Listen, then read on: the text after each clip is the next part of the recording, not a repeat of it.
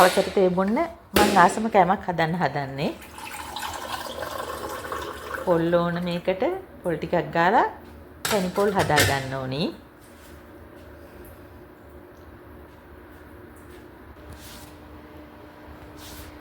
පොල් ටිකක් ගාගත්තා.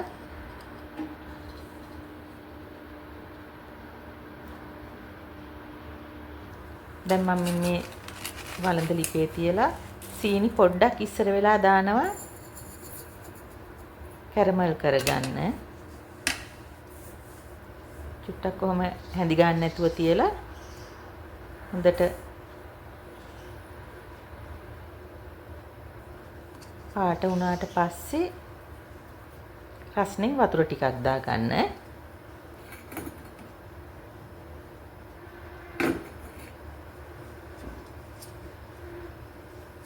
දැන් ලස්සන පාටක් ඇදීගෙන එනවා.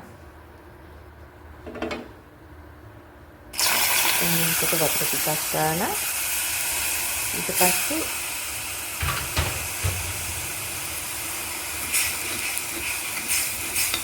පොල් පැණි හදාගන්න ඕන ප්‍රමාණයට සීනි දාගන්න. ඒක ඔයාලා කීයක් හදනවද කියන එකත් එක්කනේ තීරණය වෙන්නේ. හින්දා මම සීනි හැඳි දෙකක් විතර දැම්මේ. මම 2ක් 3ක් විතර හදන්නේ, ගොඩක් හදලා අපිට වැඩක් නැහෙනේ. එනසාල් ඇට දෙකකුයි කරාබුනැට්ටකුයි පොඩ්ඩක් තලලා දැම්මා. මම මේ හදන කෑමට එනසාල් රස එන්න ඕනේ. ලුණු චුට්ටකුත් දැම්මා. පැණි එක උතුරනකොට පොල් ටික එකතු කරගන්න. ගින්දර අඩු කරලා පොල් ටික හොඳට පැණි වලින් තැම්බෙන්න දෙන්න.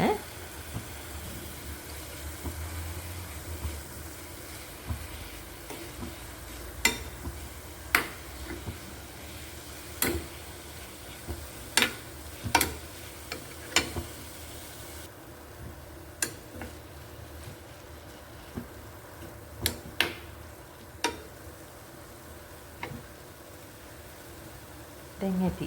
දැන් යනවා ඊළඟ ස්ටෙප් එකට.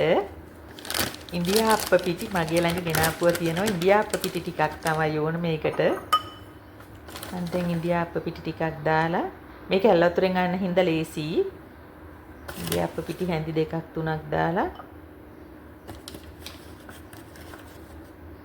ඇල් වතුරෙන් ඉන්දියාප්ප හදන ගානට අනාගන්න.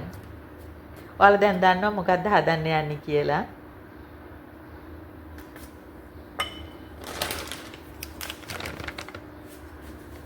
මේකටත් ලුණු චුට්ටක් දාන්න.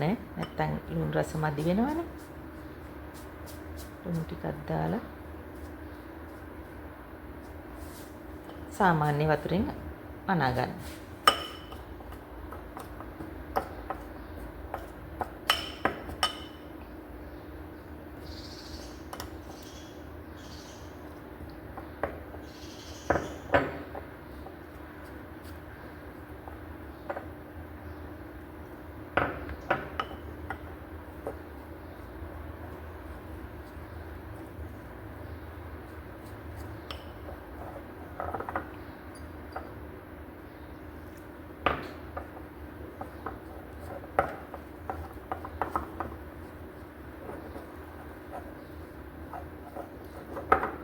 වතුර ඇති කියලා හිතුනහම අතින් පොඩ්ඩක් හොඳට මේක බෝලයක් වගේ හදා ගන්නකො. ඉන්දියාප්ප හදන්නේ ඇත්තටම.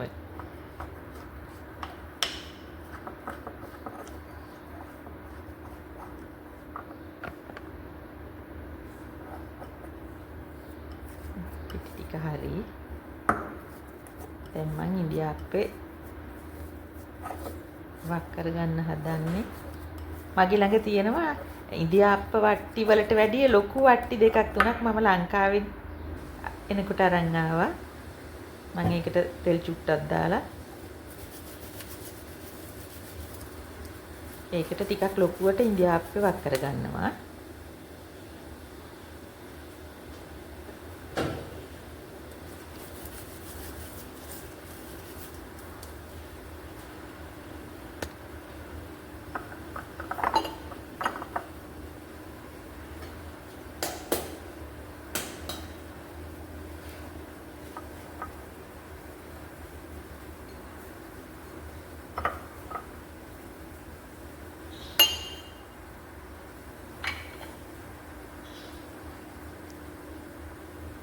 ඉන්දියාප්ප වට්ටියට හදන එක පුංචි වැඩි.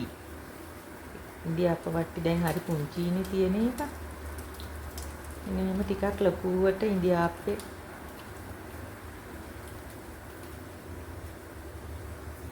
කරගෙන ඊට පස්සේ මම කරේ මේක චූට්ටක් ඉස්සර වෙලා ස්ටීම් කරගත්තා. නැත්තම් නමන්නේ එහෙම හරිය අමාරුයිනේ. නමන්න ගියහම මේ ඒක කැඩෙනවා. ඒ හින්දා චුට්ටක් ස්ටීම් කළා විනාඩියකුත් නැති තරමට ස්ටීම් කළා ඔන්න මැදට පොල් පැණි ටික දාගන්නවා.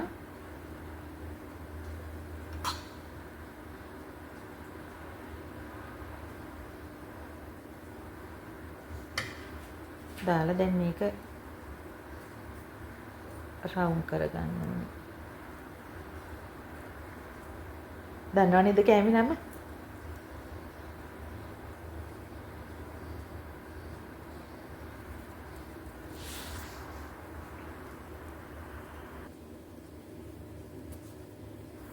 හරිම අමාරුවෙන් තමයි මෙහෙම මේක ලස්සනට මේ රෝල් කරගත්තේ. මම රෝල් කරලා යන්තම් හදාගත්තා.